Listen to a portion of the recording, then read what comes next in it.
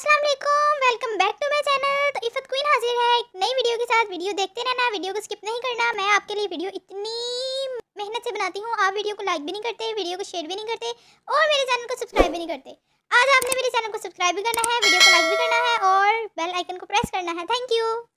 इकबाल, तेरी चमगादड़ें शोनी शोनी डीपी लगा के तेरे शाहीनों की परवाज़ मुतासिर करती हैं। काले जादू में इस्तेमाल होने वाला सामान। लड़की, मुझे माफ कर दो, मैंने तुमसे अपनी मंगनी छुपाई। लड़का, रुलाएगी क्या पगली, आओ मैं तुम्हें अपने बच्चों से मिलाता हूँ। टीचर, खून के अलग अलग ग्रुप्स क्यों होते हैं? मैं, ताकि मच्छर एक ही फ्लेवर पी कर बोर ना हो। बहुत गर्मी है, आज बर्फ के पकोड़े खाने का मूड है, प्लीज कोई बनाने की तरकीब बता दें। इजाजत हो तो तेरे चेहरे को जी भर के देख लूं। मुद्दत हो गई ज़कूटा जिन नहीं देखा। मुझे तो ये सोचकर इतनी खुशी होती है कि शादी के बाद मेरे पास भी बीवी होगी।